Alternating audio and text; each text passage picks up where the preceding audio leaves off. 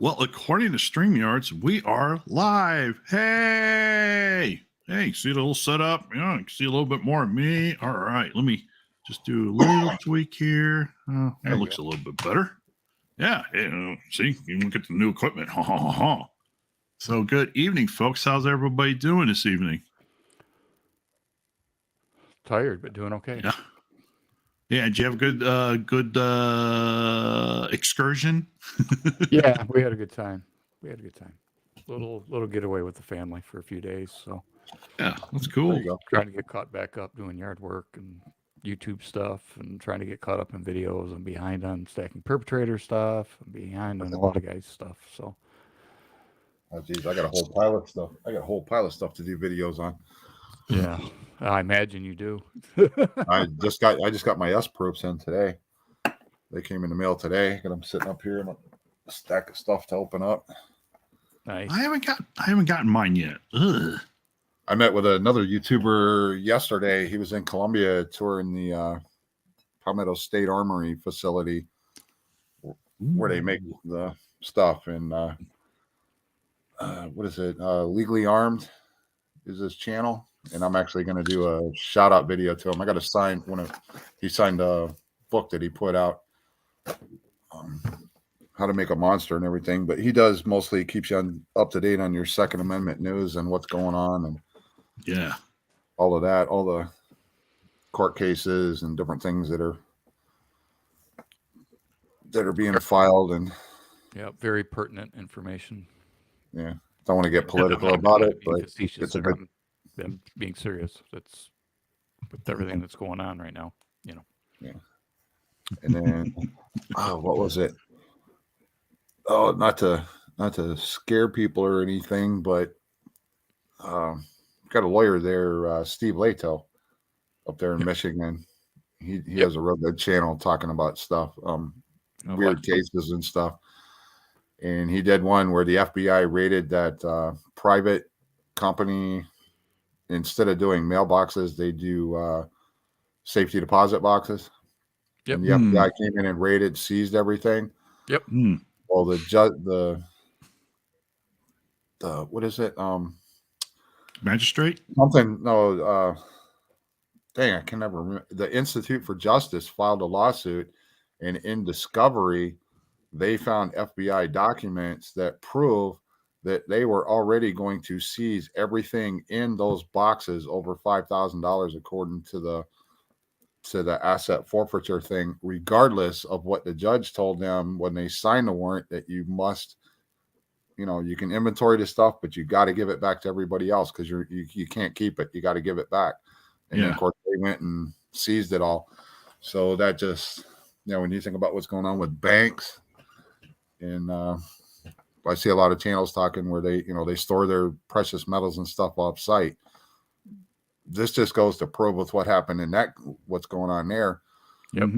I remember when that made the news. If you got storage facility, if you got a safe deposit box, if you're using a private company like that was in California with a safe deposit box, you better be a little, you need to rethink what you're doing. Not saying not to scare everybody, not saying, you need to pull it out of there, do what's best for you. But I would really rethink what's going on. I agree. And we definitely talk about that. But before we get too far, Don, you want to say hello to a bunch of the people that have popped in? Yes, please. Thank you. We have, first off, Mr. Andy Resnick. Hey, my brother, thank you for being here. And wonderful sense of humor on him. I think with our crowd, we all know who Ed Sullivan and Johnny Carson is or was. I was typing in the law firm for a sponsor, but I ended up coming on here instead, so I didn't get a chance to finish it. Huey, Dewey, and Lime, or something like that. What, the Ducks? No, Johnny Carson, his law firm. Oh, well, I always went by, what is, an engineer, global supply chain manager, and a master tradesman. Yeah. Well, all right. I spoiled you. Go ahead. Continue. Who else we got here? So thanks for joining us, Andy. Awesome guy, brother. Thank you. And we have CG Coins. Good evening. Hey, thanks for jumping in here. Appreciate the support. And another YouTube friend of mine. Oh, come on. There you go. Bandit Jones. Hey, how are you, sir? Oh, come on. Getting all squirrely here. So, Bandit Jones, thanks for joining us. Well, who else we got here? And of course, the myth, the man, the legend, the guy who is sick of us telling him to, his crayon addiction. He's just going to have to go through this 12-step program and say, "Hi, my name's Gunny. Hi, Gunny." Well, I haven't seen him eating one in a while. So no, not at least not on a live stream anyway. So, true. Hey, Gunny, thanks for joining us this evening. And we have, it's my man, the Mac Daddy of the Silver Stacking community, and by far the sexiest of all the content providers in the Silver Stacking community, Mr. Polly Buck. Hoorah! He is having a good time fishing Lake Michigan. Have a great show. Thank you, Polly Buck. You go catch that, that big one, right? I bet he's got big fishy service out in the middle of Lake Michigan than he does at home. Sorry, Polly Buck, I had to take that job. That must be a Michigan thing.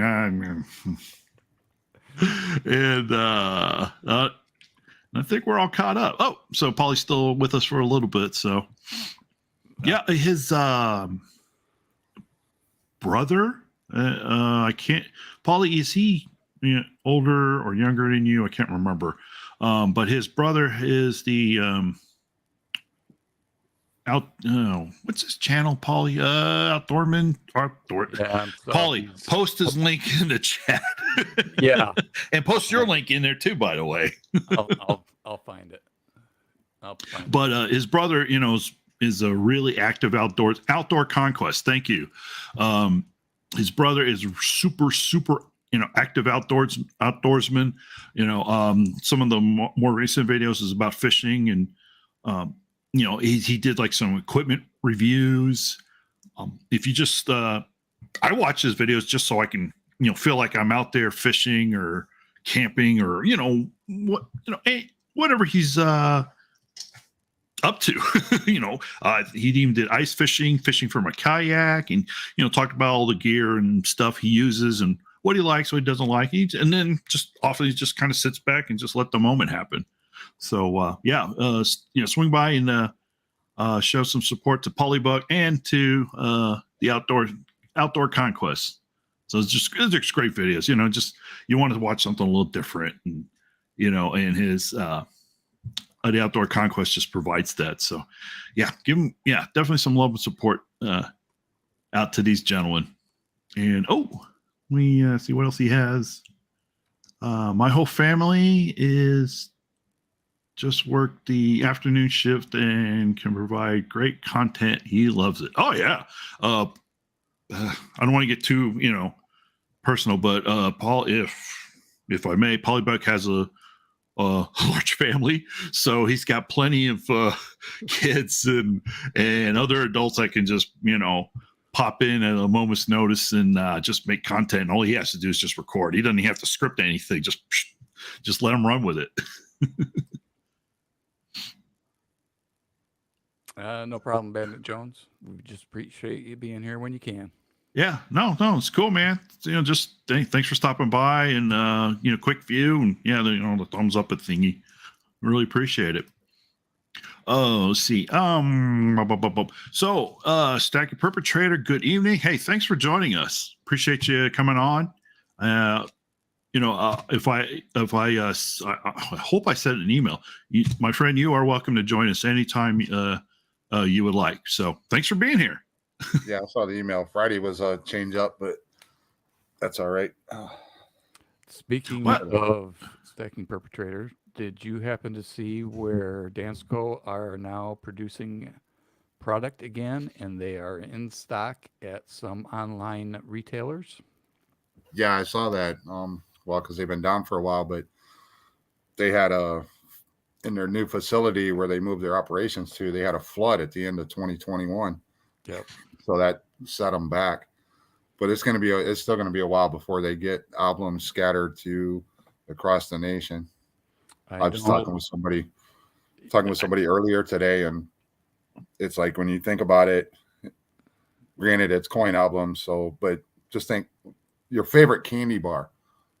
To get one in every store, just think of the production that takes and distribute that out just to get one in every single store. We think it's nothing just to walk in, but just a massive volume they got to put out. So it's probably going to be a while before they catch up and everybody's fully stocked. Oh yeah, on your album types. But I'm glad they're back finally. Yeah, it was an email I received from JP Corners. Yep. Sent out an email blast that they had stock, very limited stock, but they had stock, and it'll be trickling in slowly, but they had stuff on the shelf. So Gunny wants a link. All right, Gunny. Yeah, one I've been trying to get my hands on is the Dansko Libertad, but when you do the skiddly do on eBay, man, those guys want $150 to $200 for those things. Oh, no, I'm not paying that. Not for an album. They want that much for an album when the coin is worth, or a Libertad costs so much, and they want more for a folder. I mean, well, when you think of it, the Libertad album is scarce. That's why. Yeah, good point. It wasn't. Now Libertads are popular. But back when they made the album, Libertads were, just kind of, second nature. Just people weren't into them, but like they are now. But because of Dansko being shut down and no availability on the albums, they were able to get those high prices. Just like the gold page for the 7070. You look on eBay, you're talking $60, $70 just for the single page to go in a Dansko. But those people are gonna. Hopefully Dansko gets caught up and the prices will come down on that stuff. I think it will. Yeah, I mean, I went to their site and all the binders, folders for all your 90%, they were all sold out. I mean, they were like, they were immediately gone. So go ahead. Please. Yeah. No, go ahead. I was going to say they've got Liberty Dimes, Lincoln Cents, Roosevelt, Jefferson Nickels, Buffalo Nickels, Bus Quarters, Indian Head, Morgan, Silver Dollars. Good evening, Donald, New Mexico. Thanks for joining us, sir. Kennedy's, Liberty Headquarters. Yeah, that's one of the reasons I bought Littleton's when I started my coin collection. Mainly because of getting the dust jacket, because you look for because I wanted the dust jackets to stand most of my albums up. But man, those guys are $29.95 for a dust jacket for a Dansko. Yeah, no. Yeah, they're the 1-inch dust slipcase. They got slipcases from 5/8 all the way up to 1-inch, and the same price, $20.87. Yeah, heck, I got most of my Dansko. I got the albums for that price. Well, your albums are a little bit more pricier than that. Thanks for joining us, Polybuck. You have fun out there. Be safe. Enjoy yourself. It's been a couple of years, and I know the secondary market's they're hot, but I don't know. That could be just the pricing the way that it is. JP normally has pretty competitive pricing for coin supplies. But anyway, the point being is that they are back up and running. So that's a good thing. If they're definitely check your favorite coin supply place. I guess would be my advice. I mean, it was good news to hear. I mean, I don't have albums. I wish I kind of did, because I probably wouldn't have sold everything, and I'd have some full binders. But I did sell it all, so now I don't really need the binders. So, what it could have, should have. It's all good. It's all good. Well, there's nothing, stopping you from starting it up again. Um, I'm FOMOing him. no, you're not going to FOMO me back. The Speaking only of thing which, I have stuff for sale. I do prefer the We all dance do. cones. Mhm. I do prefer the dance calls because I think they look a little nicer. But I got to say, the Littletons, I mean, they're nice albums. They are great for videoing because you can pop the 3 rings and pull. You can manipulate the page around a whole lot easier than you can holding the whole dance co album. You know, by not. But that's one of the advantages to the Littleton. I'm going to take a look again. Yeah, because I did the video. People have been asking me, begging me to do a video on my typeset, so I got that ready. And I tried to go through it as fast as I could, and it's still a 39-minute video. Ooh. Yeah, the dance. And code I is too tried old. to zip through it, you know, but it is what it is. Yeah. Well, Well, it yeah, takes time, but those, I mean, the Littleton and or Dansko, I mean, that's the way to do it, in my opinion, with those protective, non-PVC sleeves and the Yeah. acid-free paper, Now, I like the looks of the Whitmans too, but Whitman doesn't make the dust shield. No, they don't. And They don't, I unfortunately. don't understand why they don't, but I would buy some of those if they made the dust shield. I think I have. Oh yeah, one. I like that blue marble finish. But yeah, like you said, if you don't have that dust covering, you can just slide the binder in there. Yep.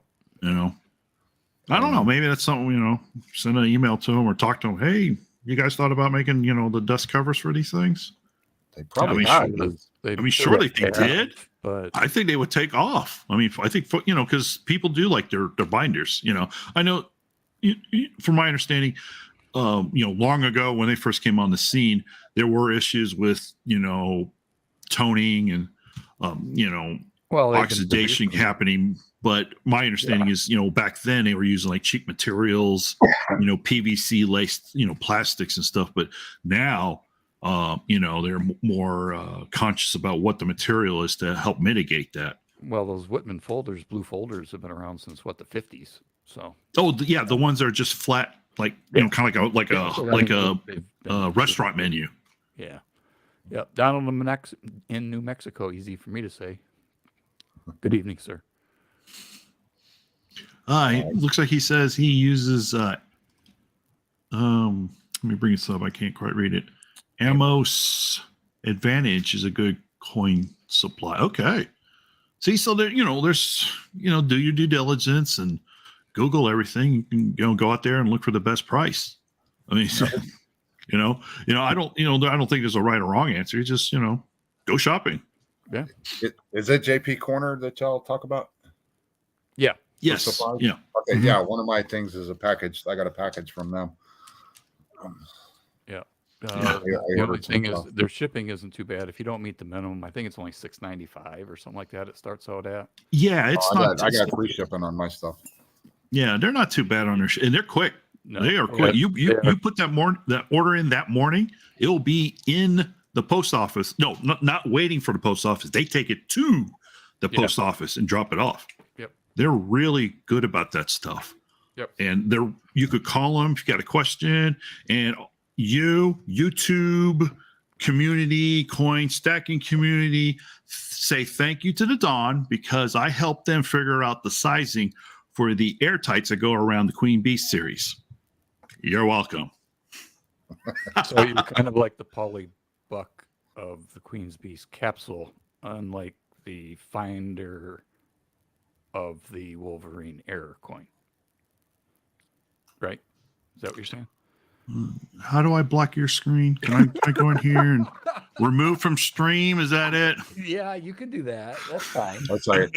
I have no need for the capsules for the Queen's Beast. The only one I have is the 10 ounce, and it came in a capsule. So yeah. The only one I have is the completer, the 2-ounce completer. Yeah, the finish, the end of the series. Yeah, that was very popular. No, it was cool. I called them up and said, "Hey, I got these Queen Beasts. Here's the dimensions. Can we figure it out?" And come to find out, the woman I was speaking with is the vice president / owner, co-owner of JP Corners. So we were on the phone, at least an hour or so, setting that up, and and she wanted, helped her kind of double check some measurements and everything. So when you go in there and order that capsule for the Queen Beast, you're welcome. I've had some Of communications course, with I got the nothing government. out of it, but that doesn't matter. They're very friendly people.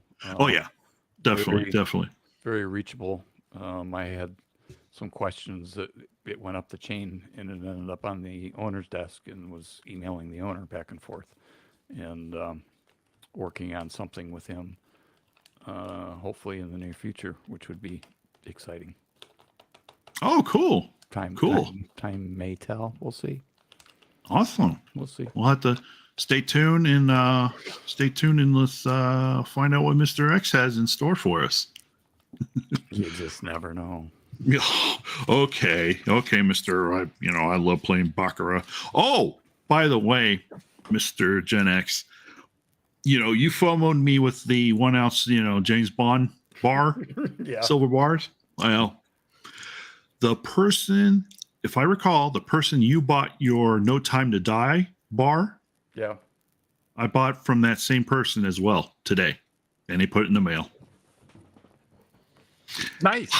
I paid $1 more than you did. All right. Now you've got them both. I get mine. Mine actually arrived in the mail today. So Did it? yeah. So I have it. You want to see it? Want me to show it to you? Yeah, you can if you want. It's in my box in the closet. So you had to hear it out for like, oh, look, oh, this is nice. Yeah, okay, nice. Yes, I like James Bond. Okay. No, I just stash it away to never ever see the light of day again. just check it because it's still in the original issue shrink wrap. The plastic Oh, that it comes in. Did you ever dig out your coins from a couple shows back, where you didn't know if you had all 4 or all 5 of them?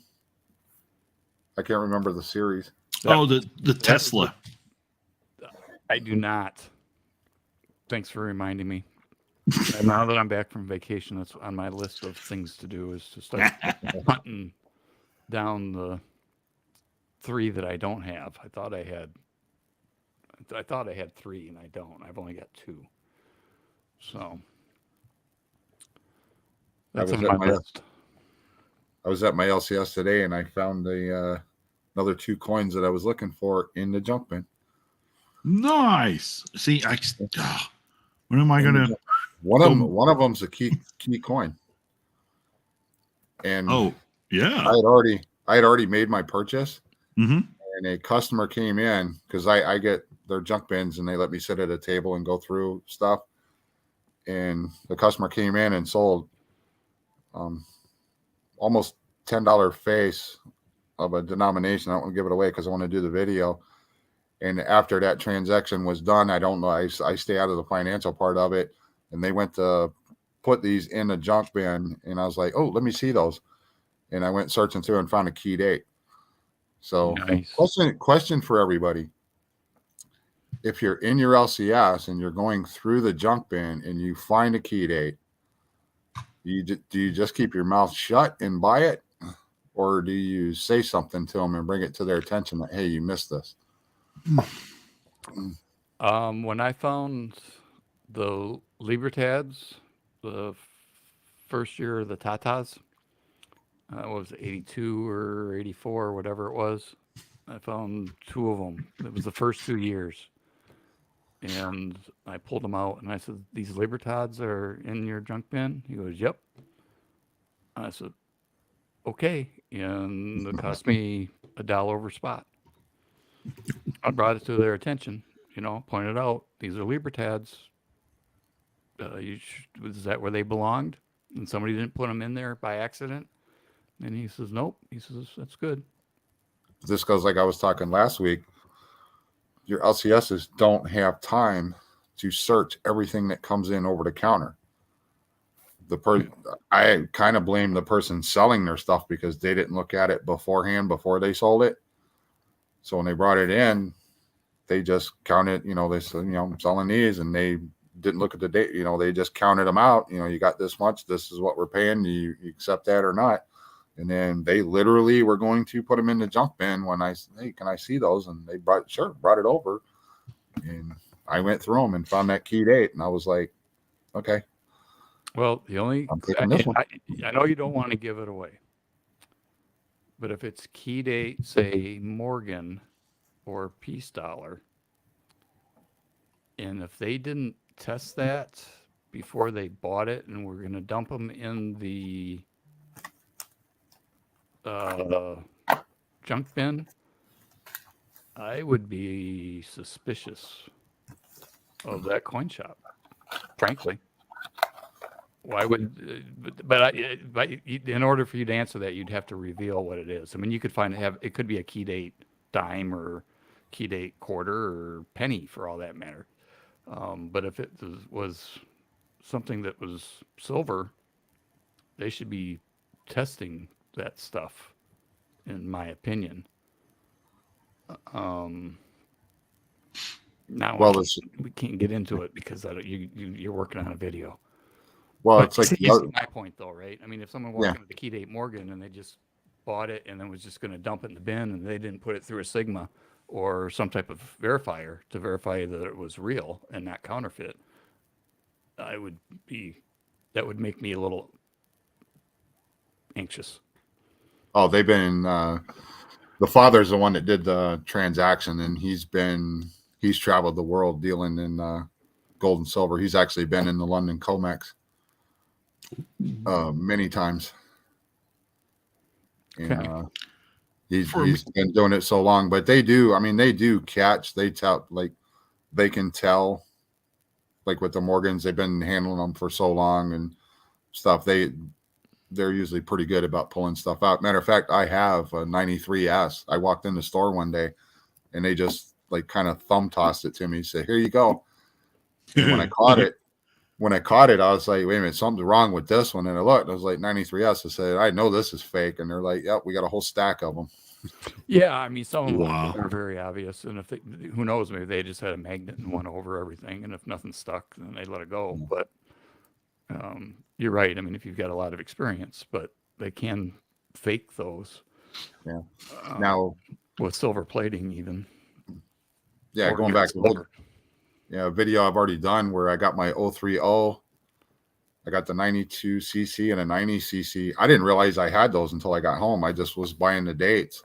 And then I was sitting at home and I flipped up and I was like, 03, I need this for my secondary album. I flipped it over. I was like, oh, yeah, I like to fell out of my chair when I saw the O. I did all my tests and everything, and it's a legit coin. But this guy been dealing, this is another one that's been dealing for like 40 years also.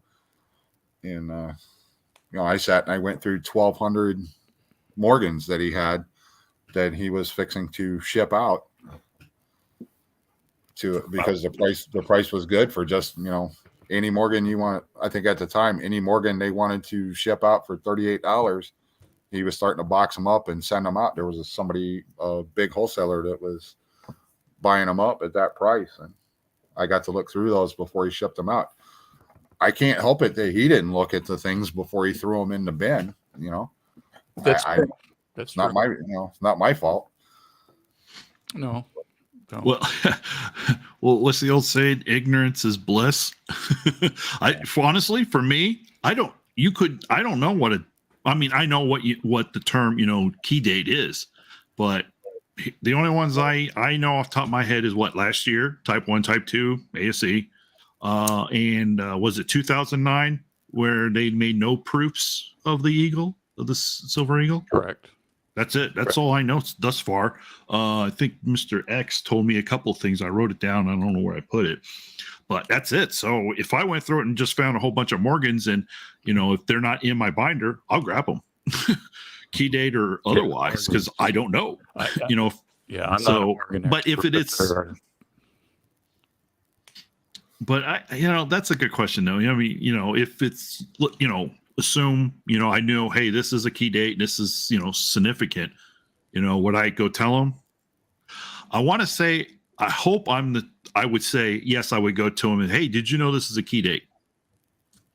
Because I don't, if I knew and got it and, didn't tell, the shop owner, me personally, I think I would feel guilty about it and just wouldn't sit right with me. But, I'm not, I just don't have, that knowledge. So I don't know. I mean, it's last week that Coin Crew was saying that he doesn't have time to look through them all, but I can guarantee they look close enough to see if there's key dates. And they'll Oh, pull those sure. up.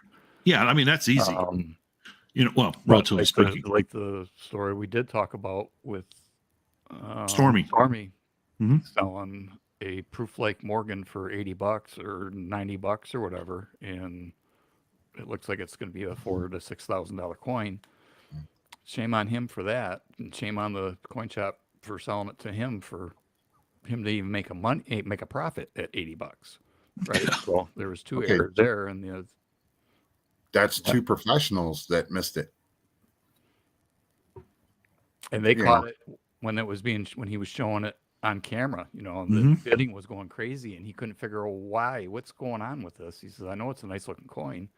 And once the buyer got it, said, kind of looks like proof like. So it's at least proof like, if not a dimple. That's how nice it is. Well, so I'll put it this way. This one is one of the keys that you wouldn't expect it to just come in over the counter in a pile of coins being sold. You wouldn't expect it, and that's probably why it just went straight to the junk bin. They didn't even bother to look at them. They all ran good. They'll look good. They bought them and headed to the junk bin. So nice. Well, I look at it, it's the buyer's fault, and then it turns out it's their fault for not looking at looking through the stuff before you throw it in the junk bin. Because see, here in South Carolina, everything with the except jewelry and your sterling silver items like your silverware and decorative things like that. Any coins, bullion, metals, things like that. As soon as you sell it, the shop can resell it. The only thing they have to hold is, like I said, the jewelry and your sterling silver flatware and bowls and things like that. They have to hold. Yeah, I'm not sure. I know. I want to say jewelry. I wish there's a coin dealer in here. Jack Allman, hello, sir. Silver Frogman, hello. Oh, thank you. I think jewelry they do have to hold on to.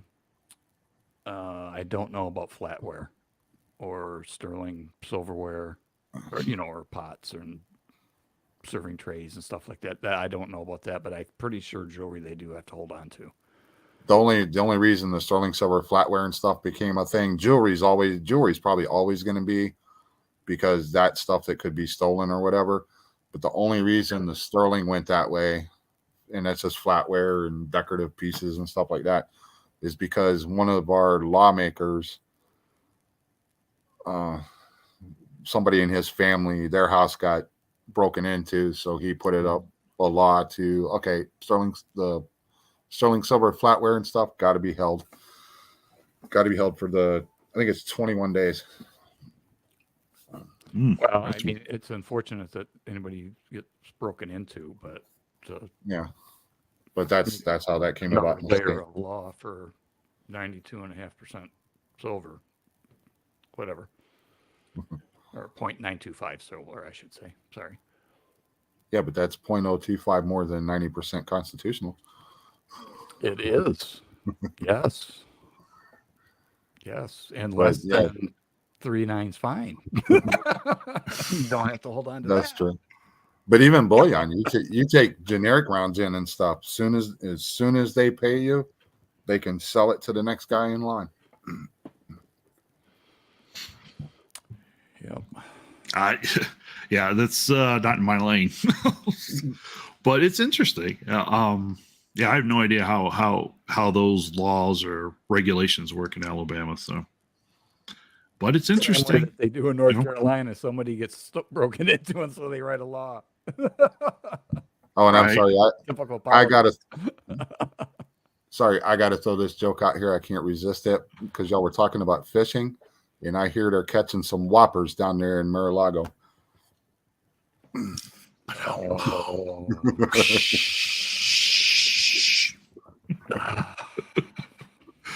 Oh boy, yeah.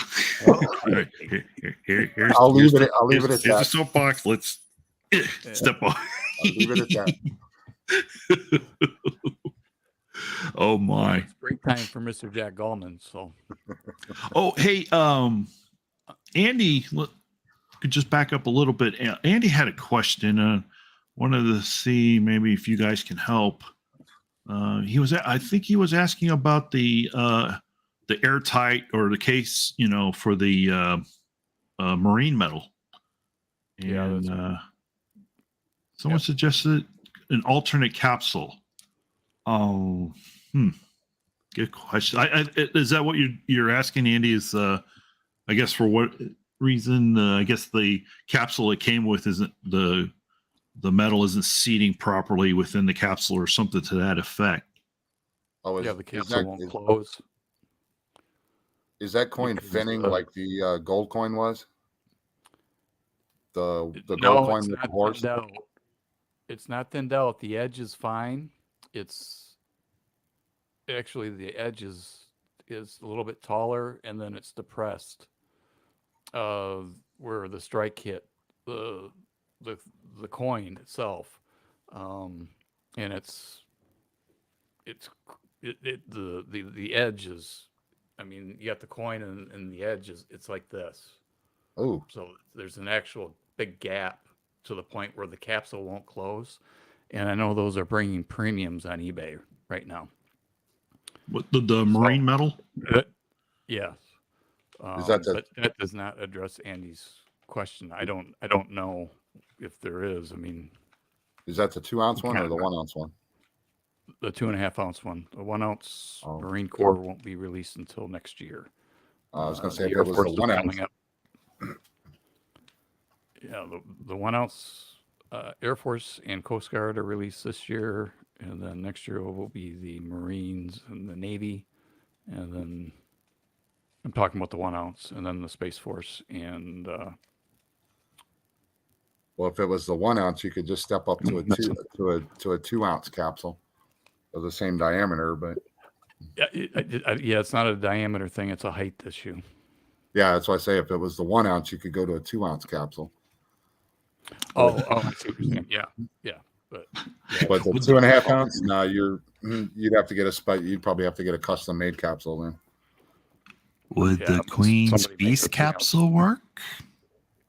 They didn't do a 2.5 ounce. No. Andy, actually, believe it or not, it is extra thick. Yeah. Believe it or not, my suggestion would actually be on Monday, give the people at JP Corners a call. I mean, that's how I figured out the whole capsule for the Queen's Beast series. There's, it isn't just airtight. There's some, I know there's one other, I can't think of their name, but they also, Coin Guard, is it? They make capsules too. So it isn't just airtight, exclusively. So they carry a couple other lines of like capsules and,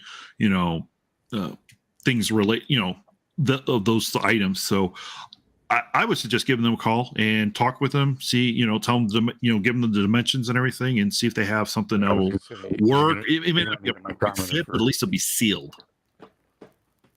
Right. So yeah, give them a call. Like I said, Mr. X and I, I've pretty much all my coin supplies are directly from them, other than I think 2 things I just recently bought. Everything I have is from JP Corner, and I'm not affiliated with him.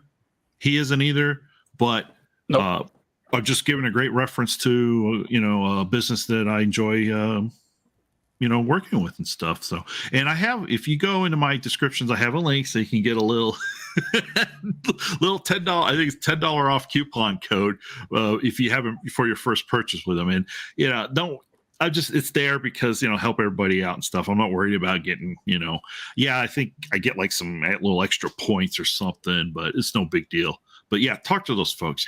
They're great people over there. Yeah, that's the only thing I could think of. So anyway, something I wanted to bring up, kind of some interesting I heard on the local news talk radio here in Huntsville. we've had this, explosion of real estate. I mean, they're just building homes left, right, up, down. It's just incredible. Like here, behind my house over here, there's just a whole rows of houses that they've built, but it's the superstructure, the wall, the basic building. They got the windows in, but there's no plumbing, there's no electrical, no insulation. They do have the roof tiles on, but that's it. They haven't finished the outside either. They haven't put the brick in or whatever finish, they're going to put on the outside. I found out on the talk show that Huntsville Utilities, the power company here, at the start of the year, they only had in stock 600 residential transformers for distribution to all the new neighborhoods, new construction. Well, they projected that they needed over 2,000 on top of the 600 that they've already consumed. This apparently is one of the big reasons why all the new construction homes here have stopped. Yeah, these homes behind, next to me here, they have been sitting there structurally completed for almost 2 months. Sounds like they need some electricians down here. Well, no. Well, or is it a supply issue for getting that's the transformers. They could build a house so much, without necessarily needing some heavy duty electricity, but without the transformers set up in the communities, they can't run the power to the house and keep going. So that's a big deal. And doing my little bit of due diligence, the housing market actually is really starting to slow down. Homes are now staying on the market longer. Okay, I just screwed myself. That has probably more to do with the way the economy is and inflation. I was trying to tie the two together, and I just realized no, they're not really related. Inflation went down last month, buddy, and stock market has gone up 4 weeks in a row. Just to let you know, so we're out of it. Haven't you read the news? I got two. No. So I just now. I'm just stating facts here. It's not my opinion. That's fact. Well, okay. What's your? Go ahead. 2 words to solve your problem. To solve the problem on those houses, and it's the fix all for everything that we're going now. Solar panels. There you go. Why didn't I think of that? If they need silver. Hey, Mr. Silver Wolverine. Good evening. Thanks, brother, for being here. Appreciate you joining us. He's talking about houses around here are still flying. I know someone still trying to buy one. Yeah, it's same thing over here. Silver Wolverine, same thing. Houses hit the market and they're pending within 24 hours and sold within 72. Yeah, well, in my neighborhood, I've driven by, I think there's like 2 houses, and they've been before, month ago, 2 months ago, that thing would be sold within a week. Now they've been sitting, I want to say at least going on their 3rd week. So, I didn't really dive into it any further, but I think it's starting to slow down a little bit here. And maybe that's got something to do with these supply issues, getting these homes finished. And is interest rates, a factor? Because, they gone up and now there's, word that they may go up again soon, like really soon. I don't know. It just baffles me. Those homes that are being built have already been bought and the owners are just waiting for completion. So, yeah. But you're saying you got a big influx of new people coming to town. So I'm, yeah. And within the next year or two, yeah, the influx is going to increase because they finally settled the contract award, or not contract award, the selection of the city that they're going to make headquarters for the new Space Force. And it's Huntsville, Alabama, i.e. Redstone Arsenal. Colorado Springs, they came out, it was between Huntsville and Colorado Springs. And when the selection committee or whoever it is that made those decisions, they came, they decided, hey, we're going to go with Huntsville for, XYZ reasons. And the city of Colorado Springs said, they filed a lawsuit saying, no, this wasn't right. And the funny part, whoever, the magistrate, the courts, who whatever legal, power that had jurisdiction overseeing this lawsuit, they went through and reviewed it, and they said, yeah, there are some discrepancies in how this decision was made, but overall they're like minor infractions, for lack of a better description. So they said, no, Huntsville wins. Yeah. So on top of, expanding, the Army Material Command, you have the ramp up of NASA with the new Artemis, program, send us back to the moon and onto Mars. The FBI actually set up a regional training center here, including their ordnance explosives training division. So they're based here in the Arsenal. And then now we're going to have Space Force. So yeah, this place is happening, but it's crazy. It is really, really crazy. So, Mr. Resnick. Oh, no. What was the? I'm sorry, I'm getting a little flustered here. Tax increases on your electric bills. I haven't seen it yet where I live. Not to say that it isn't coming. I think it was just proposed in the latest round of budget talks that's part of the bill to help. Oh, okay. Okay. Yeah, that's yeah. It's politics. I was just like, I don't really want to touch that, but it's important to people because whatever happens there, it affects us all.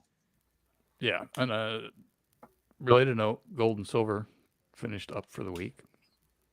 Silver is almost at 21, and gold finished over 1,800, I believe. I would have to take a quick look. Yeah, the big boys are teasing us again. Which big boys? All the big players. 1805 for gold and 2097 for silver. That's the ask price, which is what we pay. That's platinum 972. That's the way I look at the high premiums.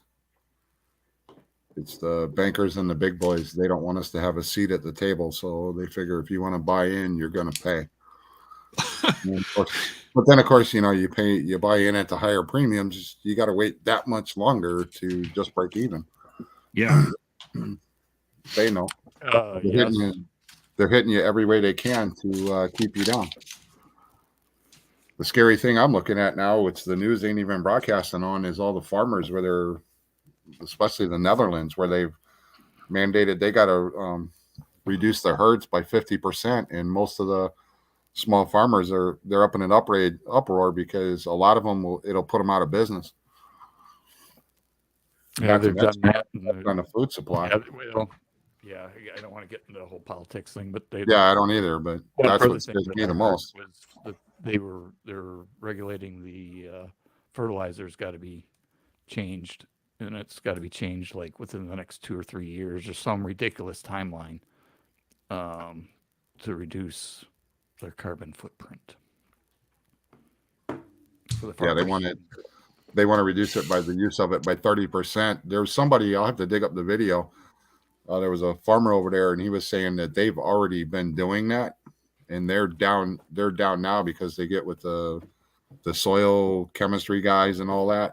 Mm-hmm. And they've actually got it, just because fertilizer is so expensive, they got it down to technically a science of how much they need, when to apply it, how much to do. And they said and that's bare bones by depending on what their soil composition is. So they can't do it any lower. They do it any lower, and it'll mess things up. I think it has to do with nitrogen. Yeah, that's the one they're hitting, but they're blaming that on the cows too. That's why they're going to force them to reduce their herds by 50%. Yeah, But I think the WEF has a lot to do with that too. So I can think of a very great energy source that we can use that has, when it's operating, 0 carbon emissions. But you mean the ones that they're dismantling around the United States? Yeah, it's called nuclear power. Yeah, I know. You know, and everybody's worried about, oh, it's nuclear waste, blah blah blah. Okay. who was Now, it? granted, France I never worked in a commercial nuclear power plant. However, I've worked on 3 submarine reactors and 2 aircraft carrier reactors. The amount of waste, nuclear, nasty waste, that the 2 reactors on a Nimitz class aircraft carrier could during its life, is roughly the size of say 2 extremely large homes. So we're talking about, what's the average size of a home? Say 3,000 square feet. So roughly 6,000 square feet. That's it. It's an entire life. And most of that is just shielding. In other words, they have to, put it in containers, pour concrete in there, put some more lead and some steel around it. That's it. It's really not as much as you think. Now, add in the fact that we have that super deep storage facility out in either Idaho, Wyoming, whatever. I don't recall the exact depth, but it's way, way below the water table out there. And it was built and designed so that we can take that stuff and put it down there where it's not going to hurt anybody. Well, isn't most of the waste that they have to legally seal up? Most of that waste isn't even contaminated. No, they just have to go through the procedures just in case it is contaminated. Exactly. Everything's contained. I would have say about 80 to 85% of the stuff people are worried about actually stays with the reactor, because once they decommission it, they literally cut the reactor out of the ship. They just they seal all the pipes, they pour concrete in there, and then they lift it out and off it goes. That's it. It's not as bad as people think. They're all worried about Chernobyl, and they're worried about 3 Mile Island. That stuff was safety related issue. That was the lack of properly training the operators on how to run the reactor. Okay. Well, now consider a little bit more than that. That was improper. That was cutting costs to get the thing built too. I make this argument. I make this argument. The United States of America has been operating naval nuclear reactors since the Nautilus. We make so many personnel in the Navy, from the Navy. They could, and I'm talking about like a petty officer first class who's a reactor operator. He could take everything he did while he's in the Navy, go to the Naval Nuclear Reactor Operator School, NRO school, and he really doesn't even have to study for the exam. He can just take the exam, get his certification, and then he can work at any power plant making well over $200K a year, starting out right out of the Navy. We know how to do this stuff. The problem is we don't have people who have the willpower to do it. Well, yeah. But okay, I'm going to a little far on this, so I'm going to. Okay. We're going down politic road. Mr. Boudreau, hello.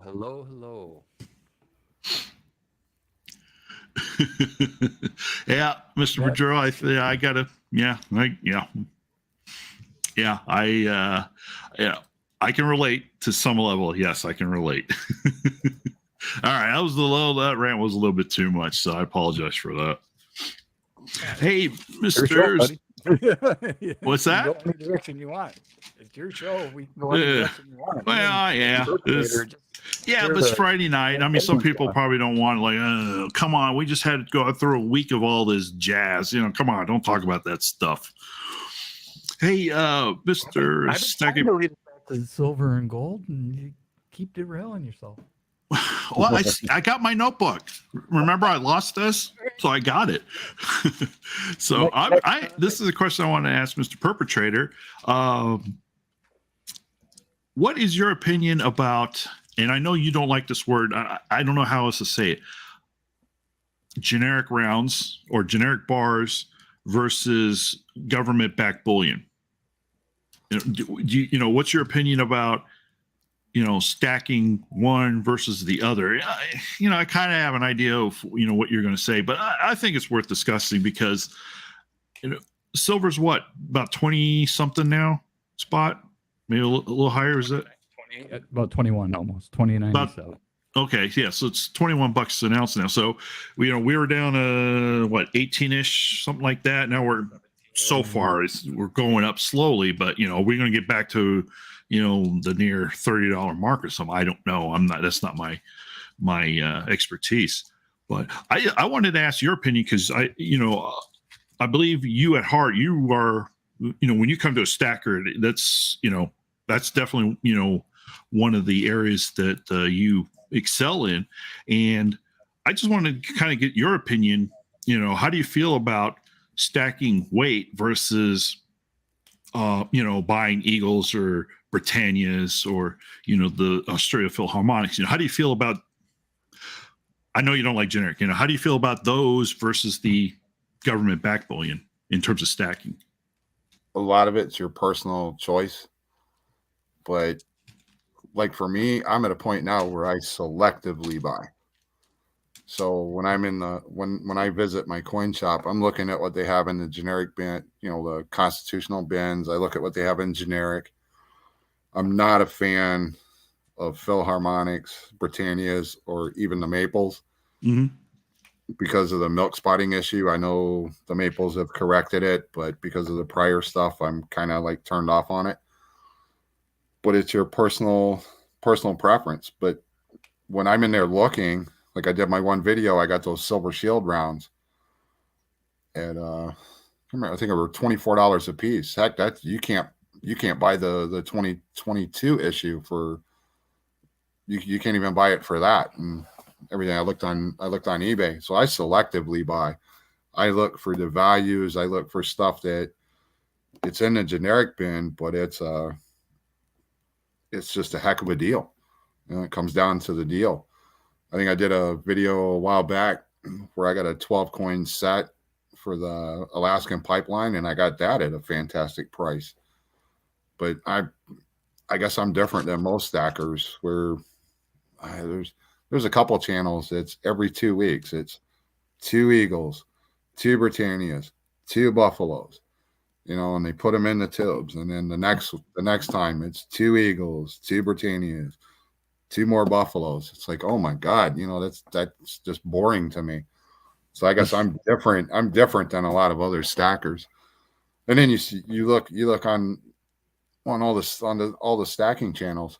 One person's, don't buy this, buy Maples, and then the other channel is don't buy this stuff, buy Philharmonics, and then another channel is don't buy Eagles, buy whatever.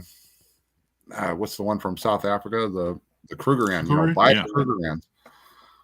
My best advice to people is do your homework. If you're not good with math, bring a calculator and figure out what's best for you. Are you more concerned strictly about weight? Then I'm still. I mean, we're 2 years into this, and I'm still one of those people that core believes to buy it as close to spot as possible. I'm buying sterling silver to put back just because I'm getting it. That my LCS has so much of it coming in that when I buy that stuff, I'm getting it for the same price as what they're putting it in a box, and I'm pulling out what I want, and they're charging me the same price they're going to get from their smelter, which is right at spot. And it's sterling silver. Yeah, when I go to sell, I'm going to get back of spot, but I didn't have to pay the premium. So technically, I'm getting more silver. And I think I explained this in one of my videos. By buying the sterling at spot, I'm getting more silver in the long run because I'm buying it at spot. But when I go to sell, well, you could make the argument, well, I'm going to get premiums back and you're going to sell it, sell backup spot. But because of the volume I have, I'm actually going to get more money than you are because I have more volume with the same amount of money that I spent. If all that makes sense. And I did the calculations in that video talking about like 100 ounces or something. Yeah. But that's my personal, it's the way I do things, and you just have to analyze it boils down to what do you like and how much money are you willing to spend. And, if you want the higher premium stuff, hey, by all means, go buy it. But if you're looking to truly, just put away for your future and stuff, man, you got to take those premiums into account. And, do you want weight or, that's part of why I went to numismatics. I find there's more value in the numismatics right now. That may change, depending on what the markets do. Numismatics might tank. And that's how I'm setting on my girlfriend's collection. She's got some of the bullion. She's got a lot of the generic stuff. She likes variety like I do. She doesn't want the same old thing. So, Krusty the Clown. She's got those silver shields, just all different stuff. And then she has some constitutional, and then she's working on an album collection of the Eagles. So with her collection, and then she does have some graded coins. I mean, I don't like slab coins, but I do buy them when I see good deals on them. Oh, sure. Yeah. And we were analyzing her collection, and we're like, if you ever have to sell to raise money, it's like you're diversifying, even though it's all silver. She's diversified. So she's got some semi-key date coins that if the market's up on those, she could sell those. And, if silver happens to be down, but the price of numismatics are up, she could sell those. If numismatics are down and silver's up, well, then she could sell some of the silver. The graded coins kind of go both ways. Some of what she has is graded bullion. She's doing diversified. She's got some sterling in her stack. She's got her only piece of gold that she has in there is a 14 karat gold charm that I got on a really good deal. And she's like, I want that for my stack. Okay. And that's what I bought it for was, it's gold. It's cheap. Yeah. Yeah. No, I think the point I want to make is you do you. Yeah. I mean, that's basically what I'm saying. Yeah. That's why I'm glad you're here because I wanted to pose that question because the problem I have with our community is, the feeling I get is, hey, here's what you got to do right here, right now. And guess what? 6 months from now, oh, wait, you got to do this now. It's like, look, we appreciate you giving ideas and everything out there, but the bottom line is you are responsible for what you want to do. Take everything with a grain of salt and come, form your own decision. Don't follow the trends. Don't do any of that stuff. We're all smart, intelligent people here. Just do your homework, figure out what works best for you, and do what's fun. If there's no fun in it, I ain't going to do it. And it's just like, for me, you hit the chord just right. Stack what you like. If you like Eagles, stack them. If you want to do the non-government backed bullions, the generic. I know you don't like that word. I just don't know how else to say that. Regular rounds, regular bars. You like those? You want to stack purely for weight? Do it. There's no right or wrong answer. Just don't hurt yourself. Doing these hobbies and this, all this jazz. Don't hurt yourself. Don't hurt you. Don't hurt your family. Don't hurt your well-being. Make sure all that's set. Then you can dabble in all this jazz. It is just, to me, it's very frustrating, but it's difficult to get that word out. So, yeah, I have preach the best I can. I have a couple pieces of my stack that I wished I hadn't have bought, and I was kind of going off of the way the crowd within the community was going, and I bought into a couple of those things, and I actually wish I hadn't have bought those because I violated my main principles. And but if you like something, by all means buy it. But also, if you're going to buy those extreme high premium stuff where you're paying $40 premium because there's so many collectible pieces out there, and I think there's a couple channels that are actually pushing people to don't buy your generics, don't buy your government bullion. You need to buy these highly collectible coins that are 5,000 minted.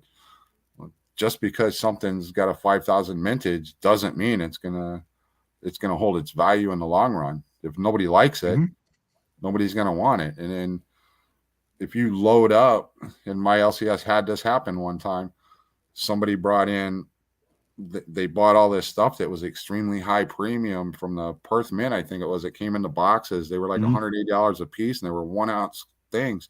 They had bought a bunch of those, and then they ran out of money, and they had to sell those and take a beating on them. And it's like, two lessons to be learned there. And then right, I look at, if you're buying those specialized collectible things that they're putting out nowadays that are 1,000 mintage or 5,000 mintage, you just narrowed the amount of people you can resell that to. You just like put a funnel in front of that, and you just narrowed it down. I like to have stuff. I like to buy my stuff with the thing. I have the philosophy of, like, if I get this, I want it to try to be a cross collectible if possible, because the more ways that collectible crosses over, the bigger the audience you have that's going to be wanting to buy it. Good example, I used to sell on eBay years ago, and I bought the Mustang Monopoly game, and I broke it up to sell off the parts. Oh, yeah. You got you got 3 different Mustang cars in there. Well, that appeals to the people that are collecting the Monopoly stuff. It appealed to the people that collect little models and stuff, the small cars, and then the people that owned the real Mustang, they wanted that little. So you had a big market than just selling the whole Monopoly kit, because those people only wanted the specialized pieces. So I try to buy with the mind of, I want to have the biggest audience possible if I ever have to sell, whether it's at the LCS or on one of the online venues. Yeah. I don't want to narrow it down to where, and I'm trying to think of one. Wolverine's a good, we use Silver Wolverine. He doesn't like Star Trek and Star Wars, yeah. And Star Wars. Yeah. So if you load up on something Star Wars that's a limited edition and you go to sell, well, guess what? There's not just him. There's a whole crowd out there that has absolutely no interest in it. But if you get something with a better design, or that it would appeal to a broader audience, and I know Star Trek and all that appeals to a broad audience, but it would be better to not narrow your resale down to that one specific community, and get stuff that appeals to more people in case you have to sell, for an emergency. But yeah, if you like it, buy it. Yeah, you have to have an exit plan, exit strategy. Right. You've mentioned it. Gen X has. I have. Polly Buck has, talked about that, and in some of the big wig channels, they talked about, certainly a point. Whatever you do, you got to make sure. Okay, what's the game plan with it? Why am I getting this? Why am I doing that? You just can't be. I'm sorry, I don't like flippers. I don't like flippers because they take advantage of the situation. They feed on people's FOMO, or they hype up something that really isn't meant to be hyped.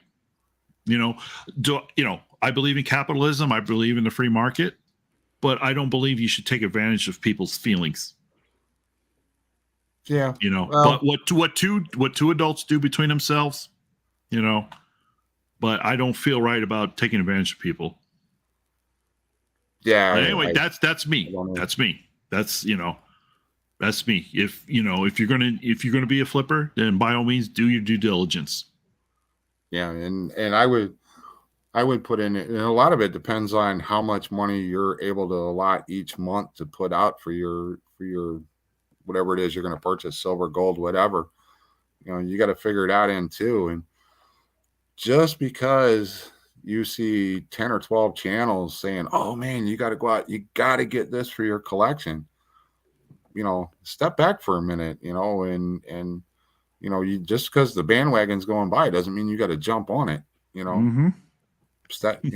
Take a few minutes and think it through, and stuff. I had I was at one of my secondary LCS.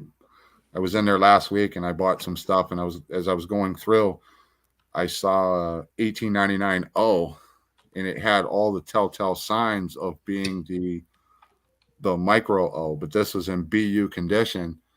MS60 on PCGS is $2,500 for this coin. He had it $54. I didn't buy it because even though I have a couple and I've showed them on my channel, I got low grade. Mm-hmm. But I remember that coin, and I stuck it back in the box. And over the weekend, I studied it. I pulled my two out. I went on and I looked and I did my little homework at home. And then Monday morning, before I went to another job, I shot down to that store.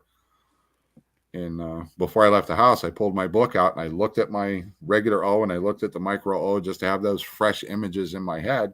Mm-hmm. Shot down to his store and I went through, pulled it out, and I spent a half hour in there looking at it. It was up high, close to the ribbon down there, and it had the right angle tilt to the right. But I studied it, and because I looked at mine, I realized, okay, this is just the standard O that they, it's the regular size O that they just happen to turn, to the right just a little bit.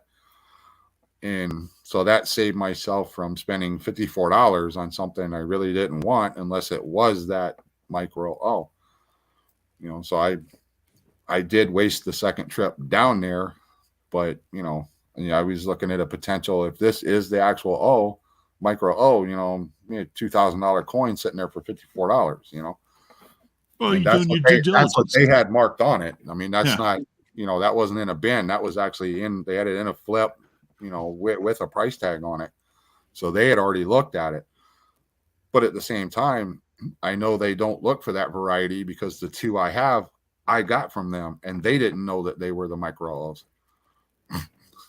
So that's why I was like, oh, please, if this is, I was like, oh yeah, this is going to be a good coin, and I wouldn't have kept it. I would have sent it in. That's one I would have sent in, had graded, and then just sold it outright, because it would have been a good find. But unfortunately, it was the regular O, but it had all the marks of being the micro O.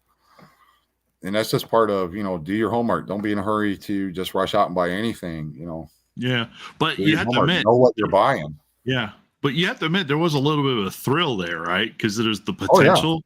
So, that's kind of cool about what we're doing here. That's the fun, again, the fun factor.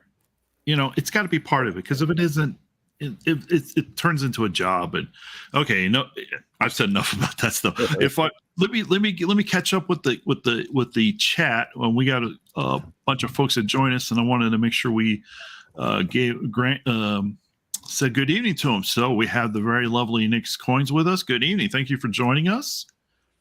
We have who else we got? We got to play catch up here. Oh, Mr. V Rose, you are here. Thank you. Good evening. Thank you, sir. Thank you for being on the show last week, by the way. That was a lot of fun. I really appreciate you being here with myself and Mr. Stacking Perpetrator. So thank you, good sir. Thank you for being with us tonight. Let's see who, Mr. Dennis D. Thank you. Good evening, sir. Thank you for joining us. Apologize for not recognizing everyone and who just recently joined us in the chat. So, I think my machine's getting a little bit cranky here. And who else did we have join us? Yep, Mr. HVAC. For all your heating and home air conditioning needs, please call HVAC Residential Basics. Subscribe to his YouTube channel and get on his email mailing list, and he may send you a coupon good for some discounts and other related merchandise with HVAC Residential Basics. I'm going to have to write up a script for him, so every time he pops in, I'll have the commercial ready to go. Yeah, I don't know if you guys have seen a bunch of channels. I've seen at least 10 in the past. I haven't seen any recently, but about a month ago, or when silver took the nosedive, I seen channels, and they were coming on talking about how they were questioning what they had bought the 2 years prior. And it's like, man, if you're questioning, that shows you got off track of what your goal was, and you got caught up in the FOMO and all that. If you're now questioning what you bought the last 2 years with the high premiums and everything, it's like, that shows you weren't doing your research and your homework. You were just buying on that. You got caught up in, hey, silver's going to the moon garbage. And that's why I try to stress in my channel, do your homework, and understand what you're buying, and don't try not to get caught up in that stuff. But it is, people do what they do, and and unfortunately they're easily influenced, especially if it's a larger channel. Yeah, I've seen with a lot of subs. Yeah, with my two LCSs, they're buying more off the street. They're very seldom having to place an order now because they have so much coming in off the street. But we've seen since silver has come back from the 18 floor and is coming up, you got people right back in, they're starting to come in and buy again as it's going up. And it's like, wait a minute, everybody was supposed to buy in the dip, but now you're buying, you didn't buy the dip. Now you're coming in and buying on the way up. It's like, I can't remember which show it was on, but it was either Keith or Angel. I think it was Angel. It had mentioned in the comments, somebody had asked them how business was, and they said it was slow because people are coming in to sell and nobody was buying. And that was a day or two ago, maybe.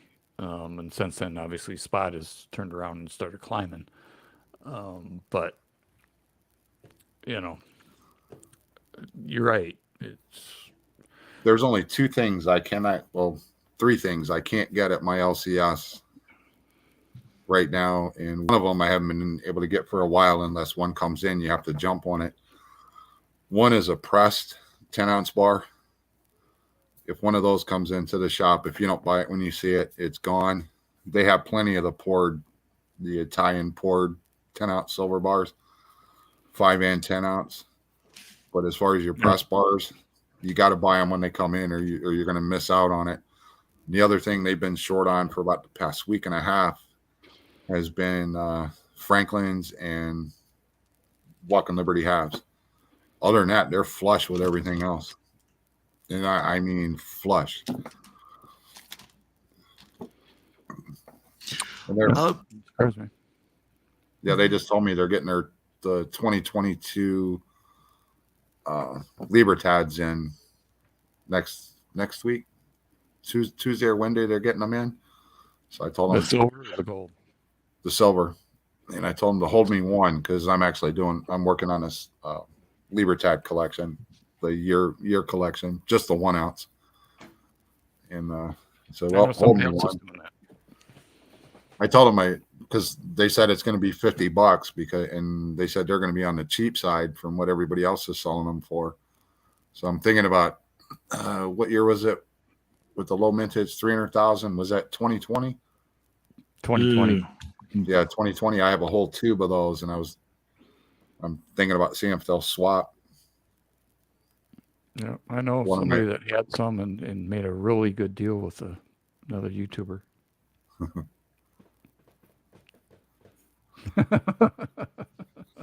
But I just want one. I'm not going all out on those. No. I like to. I'm into the Libertas, but I just you collect them, not stack them. No, it's Yeah. just way just- too expensive to stack. You And know, then- one. Yeah, Yeah, go ahead. when it comes to the Krugerrands, because that started in 2017, so it's relatively a new a new set. I'm actually working on a set of those. Hopefully, Dansko will come out with a Krugerrand album. Mm-hmm. Actually, that's kind of what I've done. That's what I'm doing. The Silver Krugs, the Australian Phils, the Brits, and the Maple, and yeah, even the Eagles. I've been going back and just buying one of each year, just so I can build a collection. Say I have one of every year that this was minted. And I know some of them, like I know with the Maple Leafs and the Britannias, it's going to get expensive. So, it might take me time to get those particular years. Depending on the condition, because like second perpetrator was saying, milk spotting was an issue. Yeah. It seems like the Maples they corrected a couple years ago, and the Brits they got that corrected. I don't think that there's been any issue with spotting on 2022s. I know there was some spotting on 2021s, but if there is, then there's I'm sure there's some out there. But all the 2022s that I have, the last I checked, they were all fine. Oh, I've seen 2022 Britannia as soon as they pop the tube up, they're milk spotted. PMG, Poor Man's Gold, he bought one, and he was showing his video. Okay. And he got mad at me because I pointed out, I was like, dude, you got milk, because he talks about his OCD. And I said, dude, you got milk spot. It looks nice coin except for those milk spots. Oh, real quick. Then he got mad at me. Yeah, Brown Sugar, thanks for joining us. Good evening. Yes. Hello, Brown Sugar 0069. Yeah, but I have seen a lot of Britannias that are, I mean, they look nice and no milk spotting, but I have seen. Yeah, I'm doing it because it's just fun. I like to have a collection to say, hey, I got one of every year. Yep. Am I going to pay for some of them? Yeah, and I'm good with it because I want to do that. Now, would I beat up if a deal came across for a beat up 1916 S Merc dime that I could snag for $10 and it looked like doo doo, but you could read the date? That's the key, right? You can read the date. I got a 16S. I'd sell you for $10. You're thinking about the 16D. Or 16D. Sorry, 16D. Yes. That's another thing. Like I saw an auction channel one time. This kind of bugged me. They threw up just a run of the mill, like 1943 Mark dime that is found in any generic bin across wherever you want to go. They put it up on auction and the people bid it up to $10. I'm like, okay, I understand you're doing that to like support the channel, but oh my God, $10 for I could understand if it was BU, really nice looking, but this was just your average run out of any average junk bin that you could go into in an LCS. And that turned me off on that channel. I was like, God. Hey, real quick. Channels. Go ahead. No. Go ahead. You saved me from myself. Go ahead. Well, no, real quick, I wanted to say thanks for joining us, Silver Wolverines. Appreciate you being here in the chat. And if you could, Mr. X, could you just take over for a minute or two? The chief of security is really, I don't know what he's doing. I got it.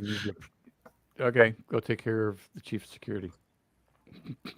So I guess it's us running his show. That's okay. No, it just the only advice I can tell is people get back to the core. Channels. Yeah, I think that there are certain channels that definitely take advantage of people, of their generosity and or their newness, and oversell and or upsell certain coins at ridiculous amounts. And unfortunately, people get stung and they learn and then they stop going to those channels. Some channels, I don't mind paying a little bit extra to support somebody at all within reason, right? I'm not going to spend $100 for something that I can get for $25 all day long at eBay, for example. But if I'm going to spend $30 or $35 for something I could probably get for 25 or 30, if I'm going to spend a little bit more, I don't have a problem with that. And I know going in, but the problem is a lot of the new people, they don't know, and they don't know where to research or how to research it properly, and they're the ones that get hurt. It's no different than the TV guys selling slab coins for $299 that you can buy on eBay for $129, which is less than you could buy it and get it sent in for grading on your own. So it's a fine line, and unfortunately, in the YouTube community, though, it's kind of a tight. I mean, it's a big community, but it's kind of a small community too, where word gets around on your reputation in what you do or don't do, or how you handle certain things. The stacking community, I mean, I haven't been real deep in that because I'm a stacker, but I'm a collector first, I guess I would say. I started out as a collector, switched over a little bit to some stacking, and but I have pivoted a few things on what I am focusing on, and I still buy what I like in silver, and I'll pay a premium for it if I think it's cool. A good example that the Don mentioned earlier. I got the Diamonds Are Forever silver bar this year, and then I did some research and found out, they did another one before this. Yeah. So I know I paid a premium for it, but now I have both issues, and if they continue to issue them, then I'm set. Now, did I overpay for those? I mean, yeah, because if I take it to an LCS right now, they're going to give me spot or $1 less than spot or whatever, but I'm okay with that because that's part of the enjoyment I get out of that. That's a series I enjoy. There's a couple other series that I enjoy collecting or that I think are really cool coins. So I don't mind overpaying a little bit for that kind of stuff. Now, take for example the latest sale, quote unquote, from the U.S. Mint to buy that proof Liberty Gold Eagle with a free 10th ounce proof Gold Eagle, or not Gold Eagle, Liberty dollar from 2017, and I think that that's a great looking coin, and I would love to have it in my collection, but I just can't swallow the premium. I mean, even throwing in a 10th ounce, the premium is still $400 or $500 above. Basically, I'd rather buy a bullion gold 1 ounce Buffalo for what, $700, $600 less than that coin, even though I really enjoy that coin. Now, if money was no object, yeah, then I would buy it. But that's kind of the crux of the whole thing, right? You got to have fun doing it, but you got to be responsible. And I mean, if I was rich, I'd have one of everything, right? All the reverse proofs, I'd have everything. But it's got to be somewhat fiscal responsible, even though this is a hobby. It technically is a hobby, even though occasionally we have bins or auctions or stuff like that. But trust me, when the Don and I have bins or auctions, we are not taking that money and splurging and going on a Caribbean cruise or anything like that. I'm buying a bribery items for the chief of security. You hit on it, Gen X. You hit on a good point, though. Yep. When you were talking about those, I guess, James Bond series, you touched on a good point. You said you knew ahead of time. You already knew that if you had to go in the LCS, you would take a hit. Mm-hmm. But and like you said, you knew that when you bought them. That's key to what people need to understand. And I don't think they use that. They don't apply that philosophy to all their purchases. You know, you should limit yourself on those particular items that you know you're paying that high premium on, and you know you have a chance of not getting your money back. But for the rest of your stack, that's where you need to, you know, buy it as low as you can, do that research and stuff. And I think that's where people are missing out. But if you know it going in, yep, and you're right, because there is a portion of my stack that I am focusing on, that I am very conscious about that, and I want to get the best bang for my buck, and I will hunt and chop until I find a good deal. And the Don and I mean, he's nodding in agreement. We'll text each other back and forth. You know, this place has got this for this, and he says, "Well, check this place out." And I can't remember how many times we've done that. A lot. Yeah. Now, when it comes to silver collectibles, like you were just saying, you know, he's in his lane. There's certain things that he likes that me, no, not so much. But that doesn't make him wrong or me wrong. It's just a difference of what we like to go for and like to collect. So there's definitely a difference between collecting and stacking, really. Yeah, but if you're stacking, you're technically collecting. Yes, and vice versa. You could say the same thing the other way around.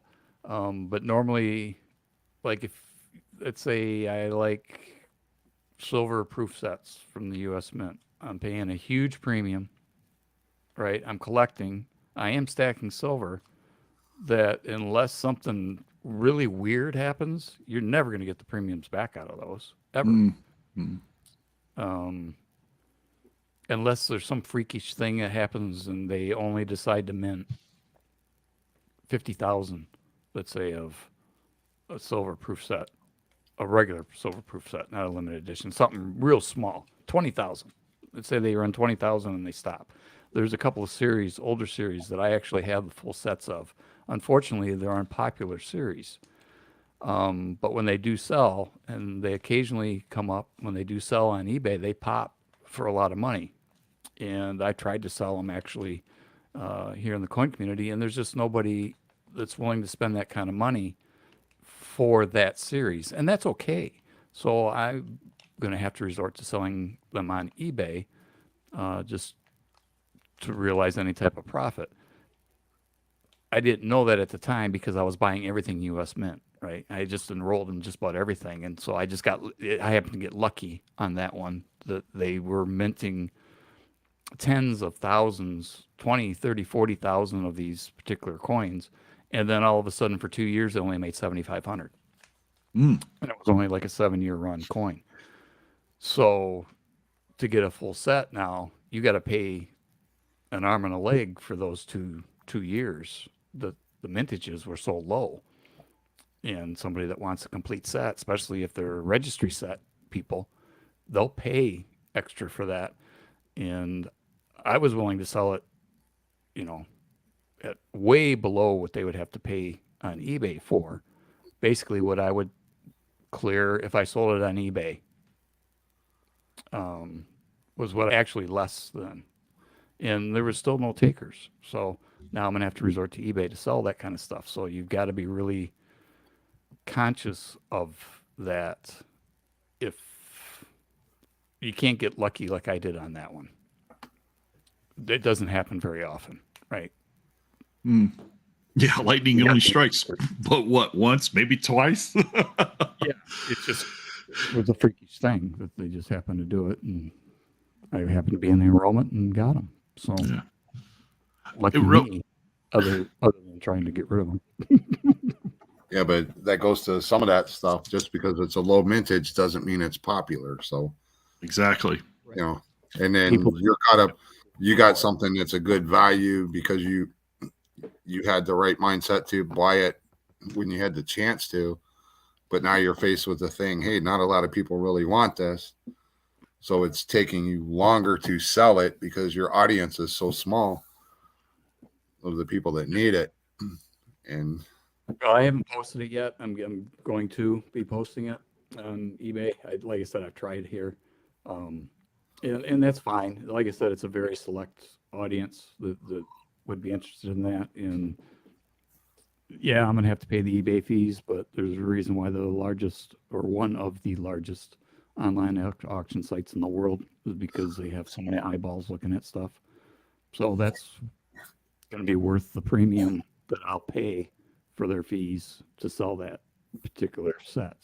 And I've got another set that's similar type thing, but again, I was just buying everything at one point in time that was US Mint, and I have since changed my philosophy. Now I got off on a rant like I normally do. I waited an hour and a half this time before I got on a rant. So sure, and I shall be quiet. You're fine. You're fine. I wanted just real quick, shout out to Mr. Big E. Thanks for joining us. Appreciate you being here with us this Friday evening. At the beginning of your rant, there's a word that popped up that something that our community definitely doesn't promote: moderation. All things in moderation. Everyone, do you remember your mom telling you that, or somebody in your life telling you that? All things in moderation. Don't kill yourself, you know. Like a mortgage in their house so they can back up the truck to buy silver. Yeah, you know, really. I mean, come on, you know, moderation, folks. Oh, yeah. You mean you didn't rent a U-Haul to get that rhodium while it's on sale? No. Jeez. Oh, you know. Out of pocket change. All right, enough said about that.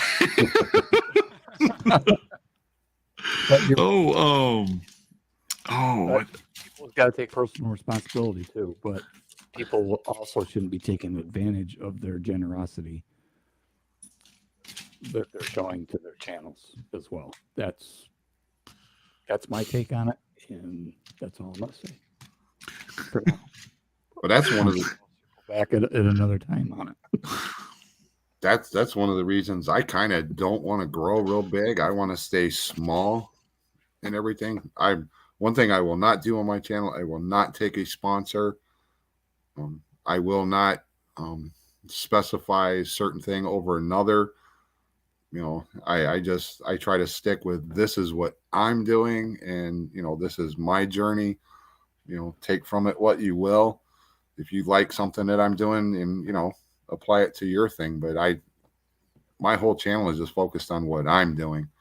You know, whether I screw up or whether I do the right thing, you know, that's to be seen. But I'll never take a sponsor. I most of the time won't promote something. I still got to do my because I did all those Franklins and I used all those different album types. I still got to bring them all together and do a overall comparison video of the different albums. That'd be great. Yeah. And everything. But you know, I recommend this. I like these particular albums, but you know, if you're on a budget, you know, and you want an album, do these. And then I even tell, you know, hey, if you're really on a budget, do your collection in, you know, the regular tubes that you can get free sometimes from your LCS. You know, there's nothing wrong with putting a set together in just your regular plastic tubes that you have in your guardhouse box. You know? Yeah. I like what you're doing. I mean, you go at your own pace. You explain it well. You show, you know, I bought this coin because it was better than this one, so this one's going to go to my secondary one, and then this one's just going to go in my tube, or however.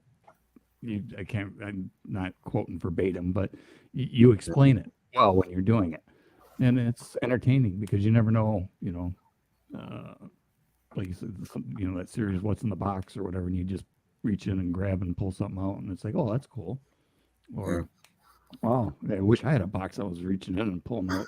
I know, right?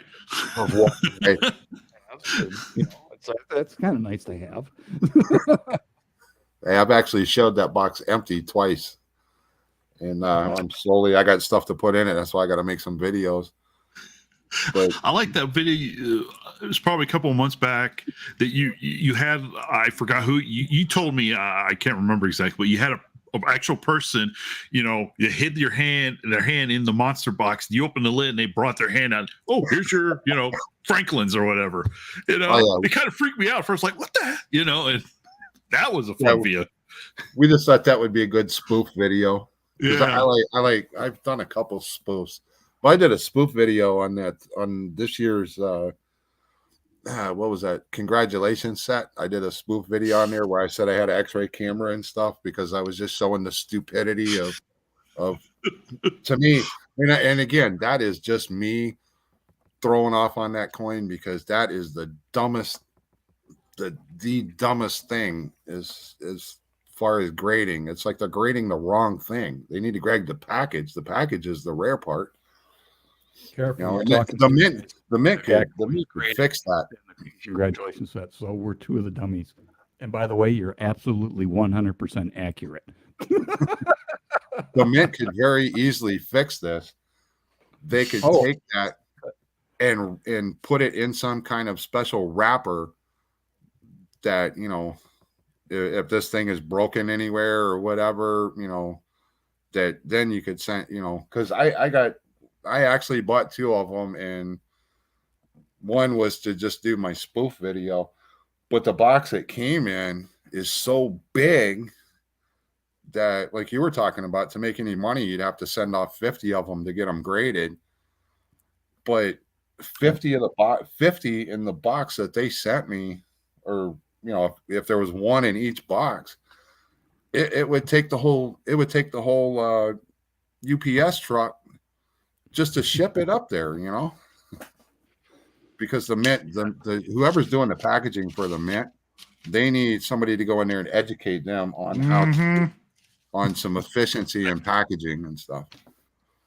Yeah, I would tend to agree, and I think that if the U.S. Mint was smart, this is what I would do, or something that I would propose. They went through when they found that GSA hoard of the Morgans, and they put them in special slabs and sold them. Why can't they do that with these special type of issue coins that are the same, like the congratulations set? Put it in a special slab, and then you send the whole slab off for grading, or do like they've done with this goofy sunrise sunset thing that they're doing with the first and last of the Silver Eagles and the Gold Eagles, where they're auctioning them off. The U.S. Mint is auctioning them off through Stack's Bowers, already graded. So why couldn't they do something at a bare minimum, put it in a capsule of some sort that can't be tampered with, and the whole capsule's got to be sent in for grading, like the GSA cord has to be sent in to get that attribution. Okay, some of you. Okay, it's not the company that I'm pointing out. You're talking about packaging. You guys have seen these. Yeah. Yep. I think this is kind of what you're hinting to. No, I'm talking for the. Yeah, forget about that. But see, this is sealed. Yeah, you can send that into PCGS, and they'll give you first strike because it still has it on there. Just forget about them. I know it's a touchy subject, touchy company, subject to talk about. But I think this kind of gets to the point you guys are saying. Seal it in such a way that it makes it unique. And this is, their TEP, whatever it is, tamper evidence proof packaging, whatever. But this takes care of it, in my opinion. Well, they could use a special shrink wrap on the congratulations. Something to this effect. For example, this is just an example, but exactly my point. But yeah, at least that's my thought on congratulations set, because that's the only way you know the difference. Well, see, I don't know if you saw my video, and I first strike is freaking meaningless to me, unless.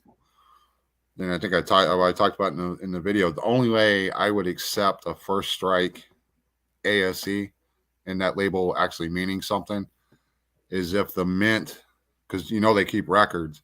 Mm-hmm. When they put that when they put the brand new die in the press, the first 500, the first monster box from that set of dies, seal that up with the paperwork. You know, this is the first 500 coins, and then that should be the ones labeled first strike.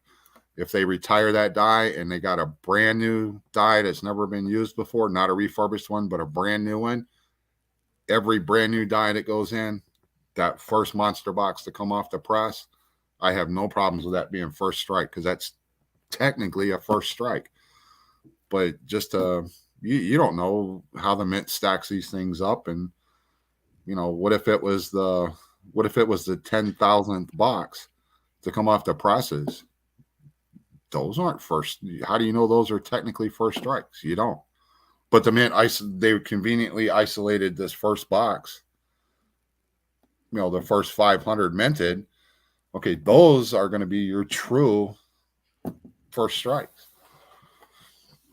For the type 2. But that's my opinion. That's my opinion, because I know there's a lot of people out there, that's all they'll buy is first strike coins. So first strike's meaningless. There are registry sets out there that they have to be just first strike to be in the registry set. So now you're getting into the grading companies and all that quagmire of, look, I have bought and am getting coins graded as we speak still, and I don't have a problem with getting coins graded. Basically it's for fun, for the most part. Now the Morgans, obviously I'm hoping for high grades for my own personal collection. Other than